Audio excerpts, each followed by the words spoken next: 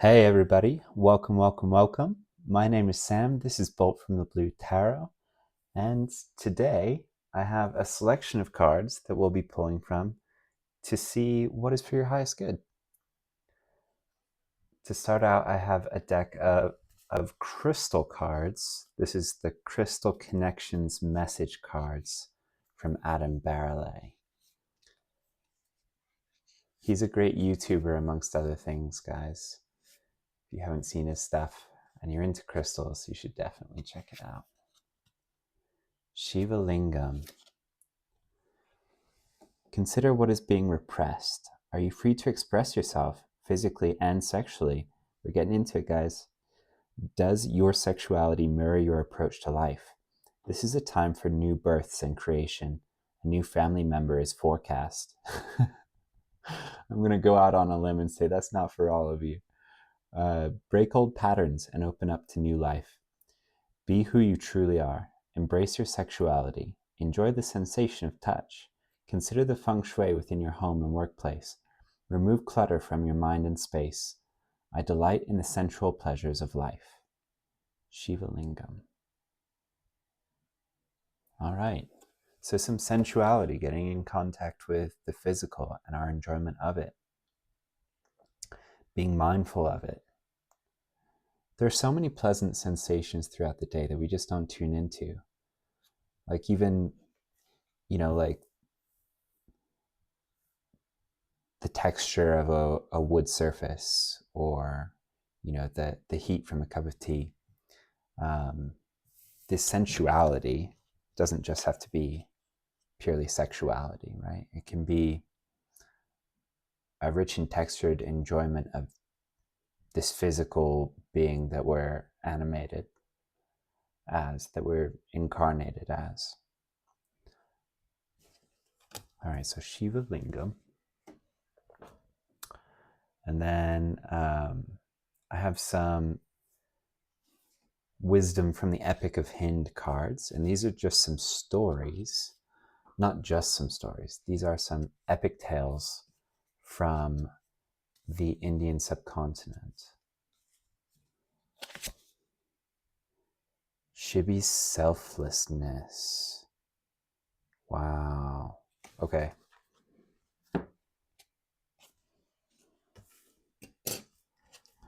Check that out, you guys. Shibi's selflessness. Attune to that as I read from the book. Sit back and enjoy, you guys. Like, get into this indulgent, sensual mode and just enjoy this reading. If you came here needing an answer, wanting an answer, just feel that tension in your shoulders release. Just settle in.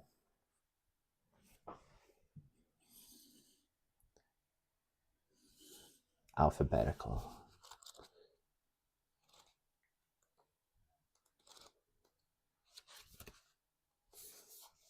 Shibi's selflessness. King Shibi was renowned for his valor and justness. It is said that he single-handedly conquered the whole world. Whoever went to Shibi asking for anything never returned empty-handed. Tales of his charity reached far and wide, and one day Lord Indra himself decided to test him. He asked Lord Agni to transform into a sparrow and go to Shibi for protection. The sparrow flew into Shibi's lap, asking to be saved from a falcon, who was really Lord Indra in disguise. Shibi promised to protect the sparrow, but the falcon argued that since the sparrow was his sustenance, Shibi could not deprive him of the sparrow's flesh. Shibi decided to offer the falcon his own flesh, equivalent to that of the sparrow's weight, in exchange for the little bird's life. The sparrow was placed on one side of a balanced weighing scale. Shibi began cutting away at his body and adding pieces to the other side, but little did he know that on Indra's request, Agni had made himself so heavy that the scales wouldn't budge. Undeterred, Shibi kept cutting away without as much as wincing to keep his promise of saving the sparrow. Indra was moved by Shibi's selflessness. He revealed himself, blessed Shibi, and restored him completely.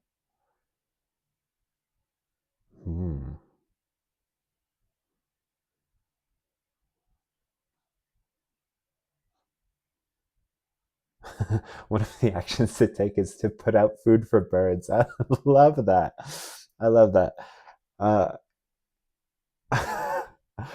I want to say that's the entire message from this card, you guys. No, but be kind to animals, though.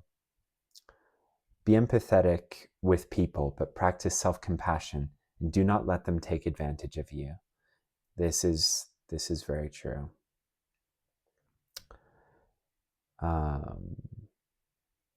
Selflessness stems from a strong, true, and contented soul. Respect all life forms, no matter how small or big. This I like.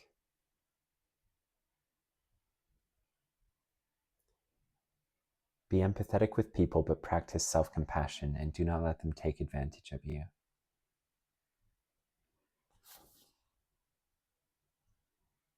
Yeah. Okay. Ensure that you are not cutting pieces of yourself away to give to others, guys. Whilst it was laudable in this story, not everyone deserves your endless giving, nor is it sustainable on your part. All right, and you know, for the past few readings, I've been guided to a lot of, these are decks that I would normally use for like a general energy. It might be a more complex message again. But yeah, we're drawing a few of them, so no, gonna keep going, keep going.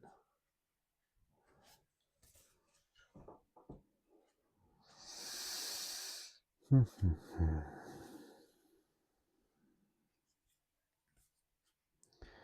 trying to get a really particular card here. Okay. Zadkiel. Zadkiel comes out again. All right, check him out. If I recall from the book, this is a Saint Germain adjacent energy. Violet flame, transmutation, alchemy, jack of all trades, like Renaissance man, Renaissance woman kind of energy.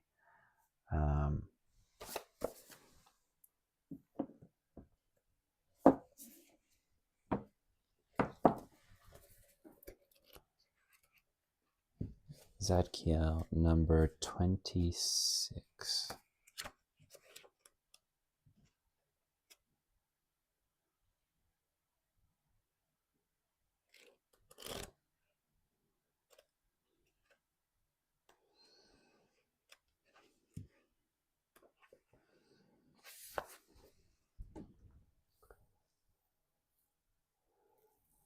Zadkiel can help us to see a higher perspective and rise above the idea of right and wrong, good or bad, to see every situation in our lives as a great blessing or lesson.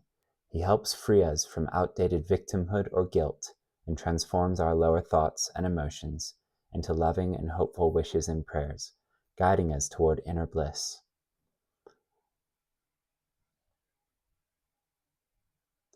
All negative thoughts and emotions are dissolved instantly, and like wildfire, your intention sends violet flame everywhere, simultaneously engulfing negativity and clearing the karma for you and the whole planet.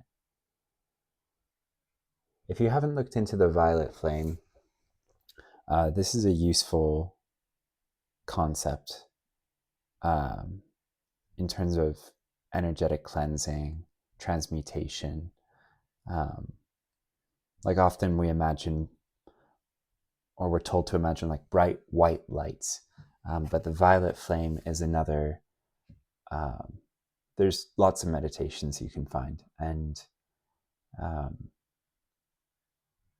yeah, if the white light doesn't appeal to you, perhaps the violet flame will. So each of these comes with some advice for becoming the angel, or sort of embodying their energy. Here it says, true freedom is found within. Humans often create challenges for ourselves, but no one can take your joy or freedom from you without your permission. Sometimes that permission can be subconscious. If you feel stuck, hand the experience you are having over to Zadkiel, asking him to release any pain and unforgiveness from your heart. There's a powerful Hawaiian huna prayer of forgiveness you can say to yourself to help with this process. I'm sorry, please forgive me, I love you, thank you. I'm sorry, please forgive me, I love you, thank you. I'm going to say it one more time. I'm sorry, please forgive me, I love you, thank you. And this is truly very cleansing, guys. One morning, this was the only prayer I said out in nature for like, I don't know how long. You know, when you're saying a mantra and time just sort of melts and wobbles and falls away. And I felt a lot of stuff shake loose. So this is one I definitely recommend. I'm sorry, please forgive me, I love you, thank you. Yeah.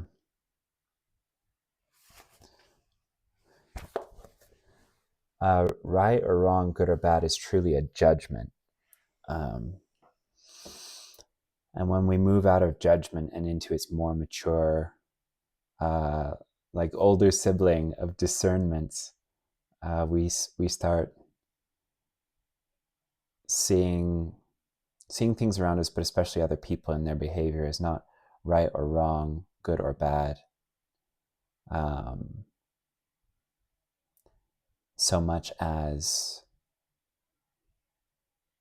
you know, divine justice is a different thing, but like so much as useful and not useful, or resonant and not resonant for us personally, right? Does this hold true for me? And we don't judge it. We just say, no, that's not for me, right? And this is a much freer way to move around the world. And it facilitates change a lot faster, especially with yourself, because you're no longer judging yourself. Like a lot of what will hold us back, you know, as spiritual types, those of us inclined to watch tarot readings tend to give others grace where we would be very hard on ourselves.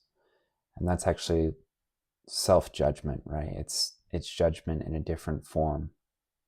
We somehow think it's okay to give others a pass and then to heavily criticize ourselves, to judge ourselves, when seeing things as useful or not useful, resonant or not resonant, it encourages a lot more compassion and a gentler approach to changing that, right? When we admonish something as wrong, like we resist it, and that resistance, you know, what you resist persists, especially subconscious stuff. So, okay, Zadkiel, Shivi selflessness, and Shiva lingam.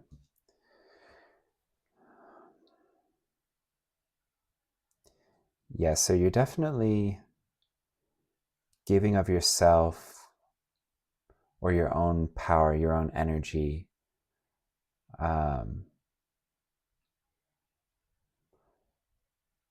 more than is balanced. Let's put it that way. And this could even be in terms of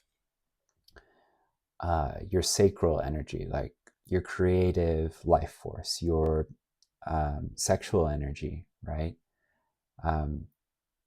This could be flowing outwards when it needs to, you might be better served to have it cycle back inwards, or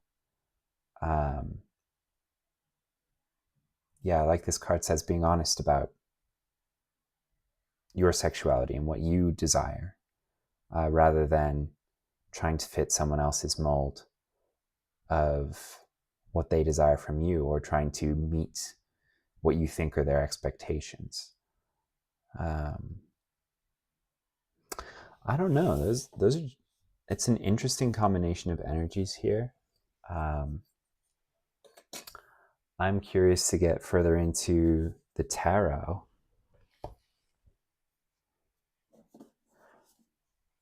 I don't say, I've never said this. If you're still with me, this is for you.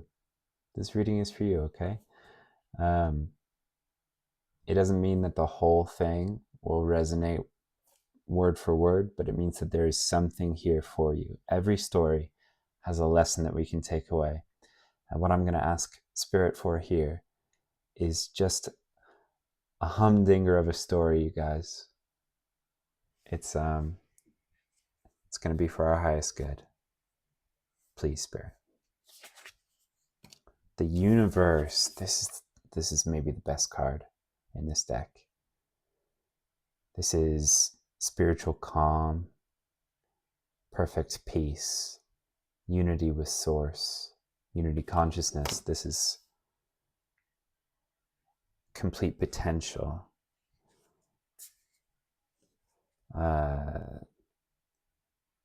This is, through God we shall do valiantly, for he it is that shall tread down our enemies. If you're into the Psalms,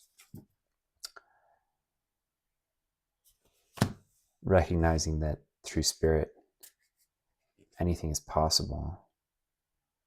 It's Isis in the middle here, and she is about magic. Also the divine feminine. Let's see here. Strength. You guys, check this out.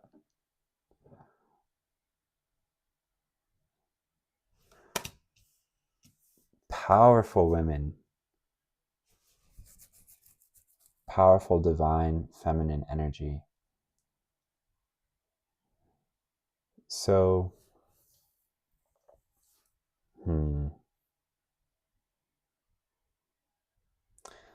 let me pull more cards, but I think I know what this is about. I'm also curious. I might dig out the book for this deck just to look into, because there might be some significance to, I don't remember what it's called, but they're both holding. But it's like a sacred rattle. I'm not doing it justice, but the Knight of Batons, Hercules.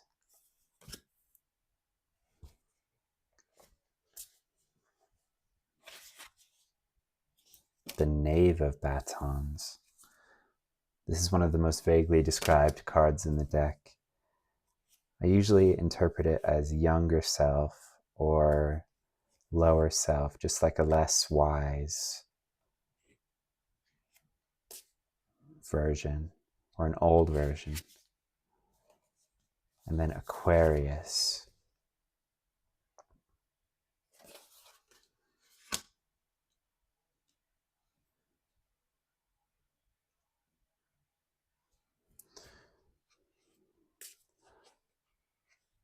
I'm gonna get one more.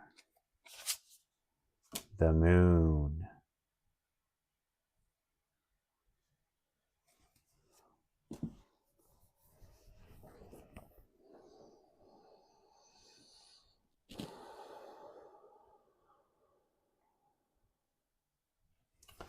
All right, we talked about the Universe card, which is awesome. In this context, this is spiritual calm. This is meditation. This is connection to the divine. This is connection to your higher self and the practices that facilitate it, the habits, daily meditation at the minimum.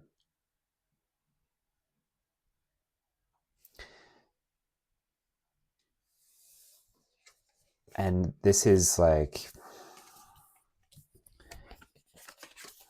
you see how the Isis card is even pointing to the lion in the bottom here, right? She's like, read on, start by meditating, get to the space where you're connected to source, and that will lead to this. Strength is like, just look at how poised she is. I'm hoping this is focusing for you guys, but her face says it all.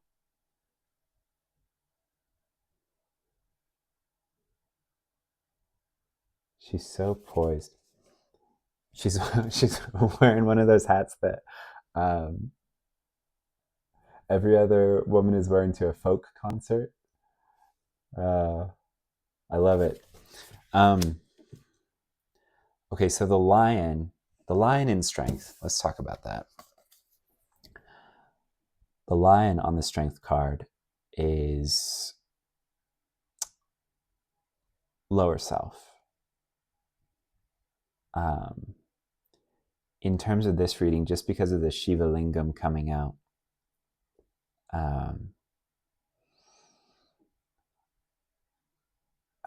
I'm going to say that this is about sexuality and your sexual impulses. So the strength has used prudence to tame the lion. And it's a self-mastery. It's courage, yes, to face these things, but the strength is truly like discipline in the sense of knowing thyself, knowing, you know, if I give the mouse that is me a cookie, well, what's going to happen, you know, and being disciplined about that, especially with your sexual energy, which is also your creative energy, the sacral chakra. This is sacred life force, and we can spend it in less than responsible ways. It's not never ending, right? Like it's to a degree finite. There's only like think of it as an allowance, and you can choose what to spend it on, and you can choose to spend it on things that enliven and enlarge you, that make you bigger and better and closer to source and more embodied creator, or you can spend them on things that diminish you, but might feel that might have like some be a quick hit, right? And one is choosing like what is for your highest good long term, and one is like feels good now short term, right? And you know, our sexuality has its place. It is, you know, sacred, as I mentioned earlier, and it's a beautiful, beautiful thing. But it's also, once you realize that sexual energy is creative energy, that it is creatrix energy, once you revere it in its sacredness, you start to be more prudent about how you spend it, and you start to tame the lion. And this isn't out of like she hasn't restrained this lion. She hasn't, you know, she hasn't whipped it or hurt it or disciplined it. She's just like, the lion loves her and she loves the lion, right? She's gotten to know her lower self, and she knows when to feed it and how. And she hears it roaring, and she says, you know, it's okay. We choose to do something different, remember? And the lion cuddles up next to her and says, oh yeah, that's right. I just love how spiritually calm you are. Like she's tamed it not through exertion of force, but through embodying her highest self and working with the physical aspects. Now, what was this spiritual calm leading to this strength? Well, what's it all for? I think that this is making you into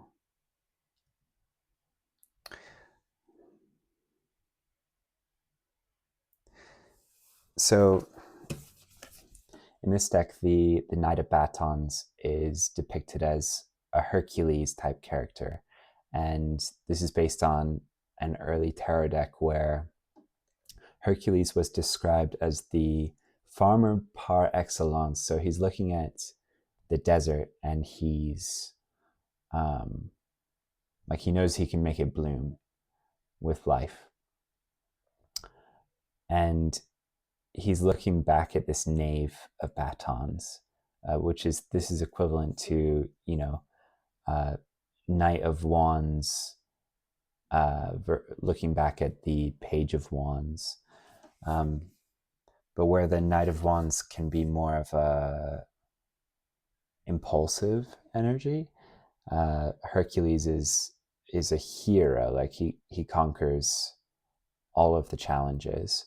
So it's sort of like you're looking back on this smaller version of you, or this old version, or a younger version that would have impulsively thrown around their energy, given it to other people, or cast it aside for what is it relatively like cheap thrills, right? Immediate gratification. And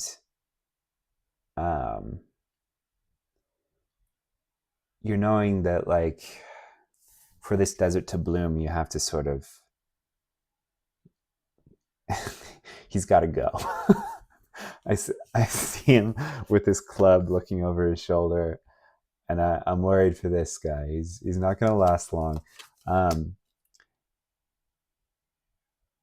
this is for the best. Like, you're becoming your best version.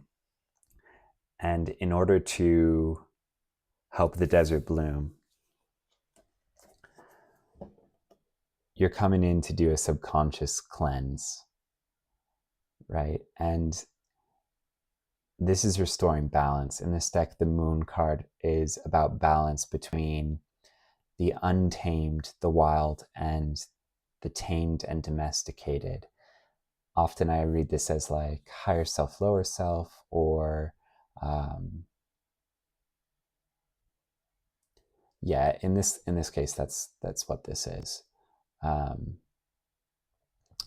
So this cleansing of your subconscious is going to balance out this imbalance that's occurring right now, which is causing, like, the whole reason your guides, your spirit team, your highest self wants this message relayed is they want to do something very purposeful and beautiful with your energy.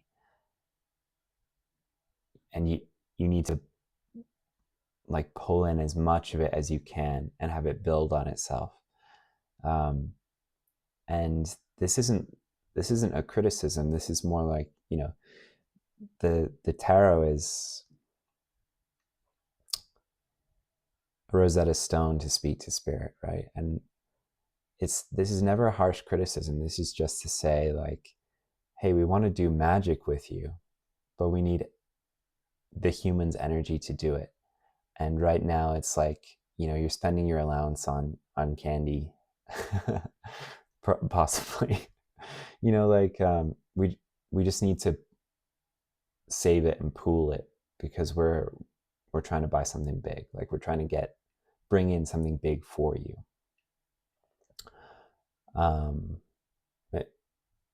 It's almost always like a help us help you message, and that's what this is.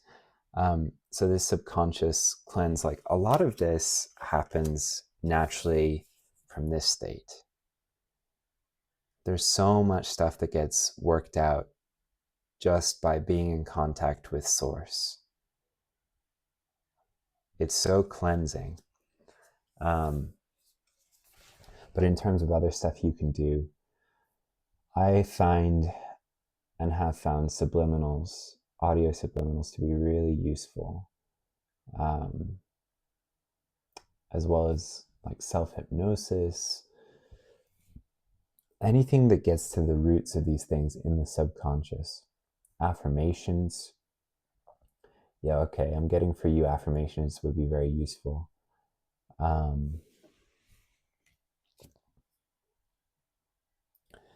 So work through those things. I have another channel called Samuel Speaks, and on that channel I have some subliminals that you might find useful if you don't know where to start. Don't listen to any that don't have the transcript posted somewhere, because you want to make sure that Like, this is a deliberate thing that your guides are wanting to do, and you want to make sure that the messaging that's going into your subconscious is kosher. It's what you would want.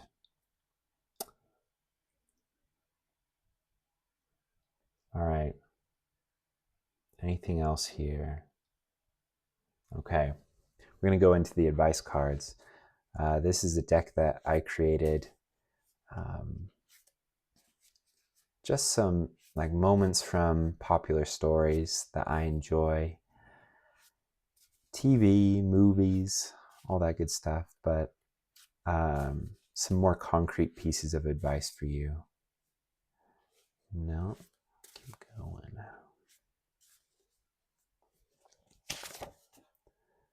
Indiana Jones Jr. and Dr. Jones Sr. reaching for the Holy Grail. So this is a moment in Indiana Jones, The Last Crusade.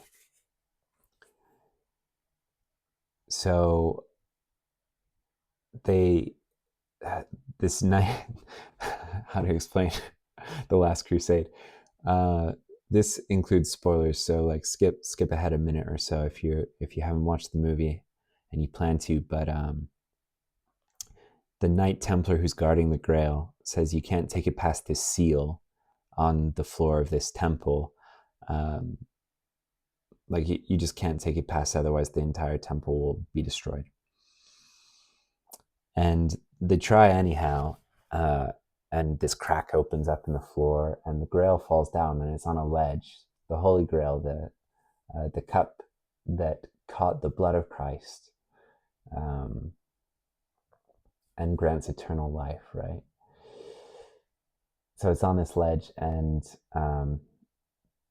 this former Nazi archaeologist is reaching for it.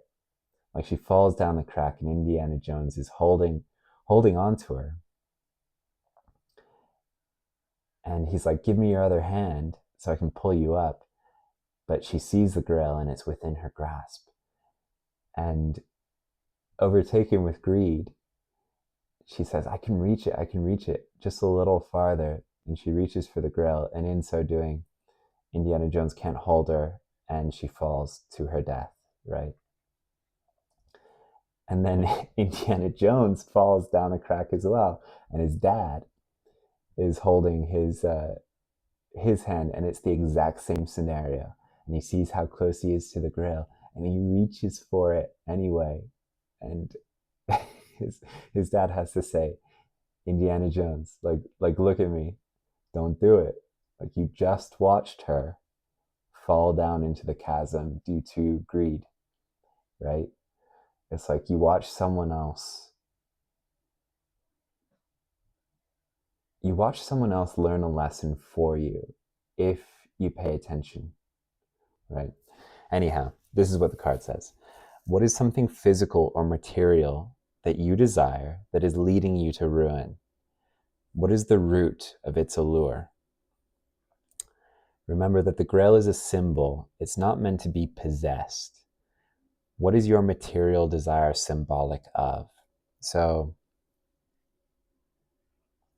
like, we don't actually want things. We want the feeling that things will give us. And we conflate the two, right? And this is a problem with a lot of manifestation attempts, because we focus on trying to get the thing rather than trying to get the feeling that the thing will bring, that we imagine the thing will bring.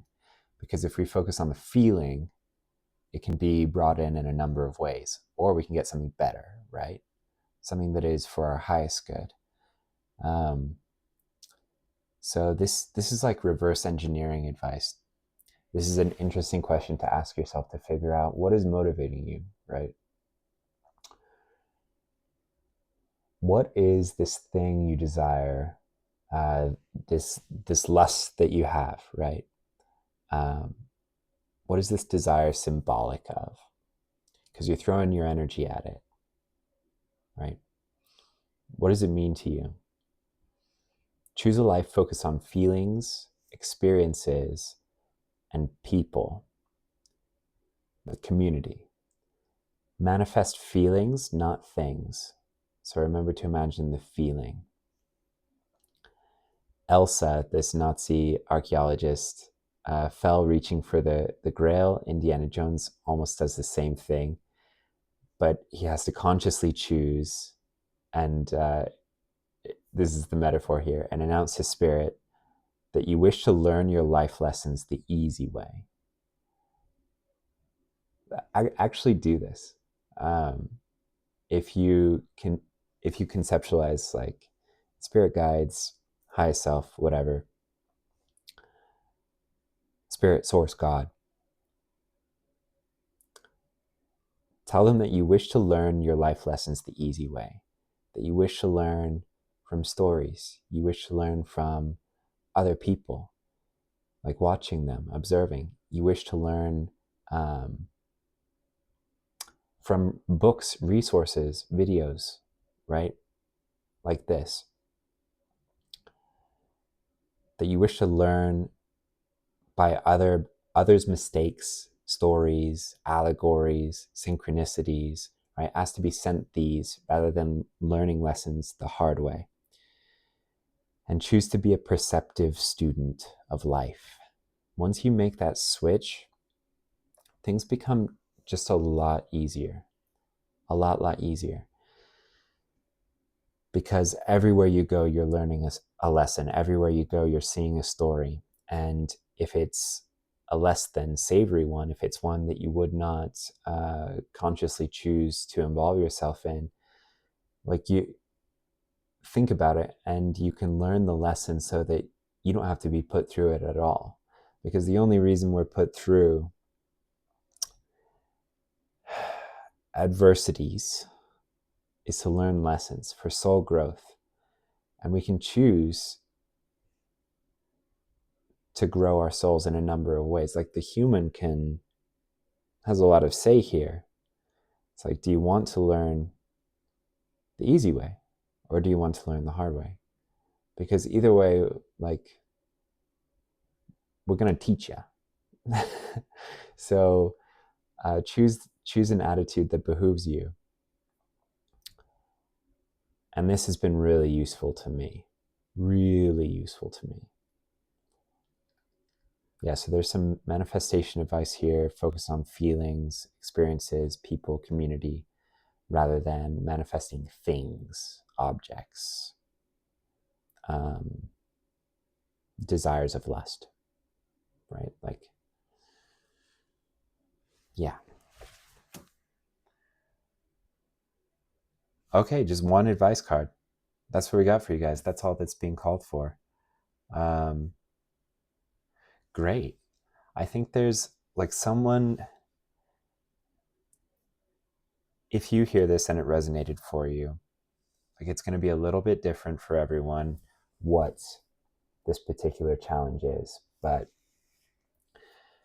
your guides want to help you manifest something beautiful that is for your highest good, that's going to wow you, that is so much better than any of the things that a past version of you may have been trying to manifest.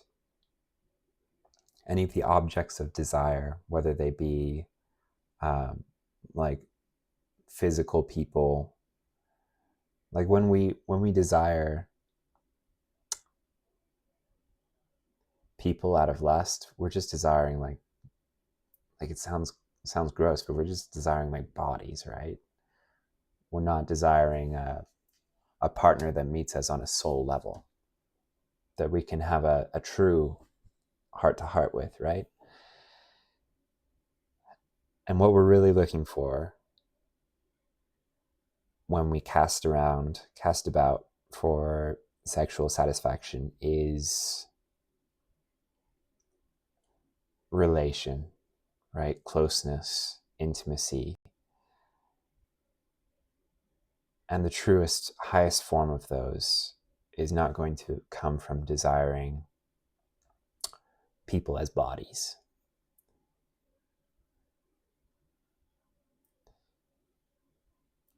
Yeah. All right, guys. I hope this was helpful to you. And I wish you the best of luck with your manifestations. May you have just like the most fulfilling, peaceful, contented results from the magic you are going to perform. And I'll see you in the next one.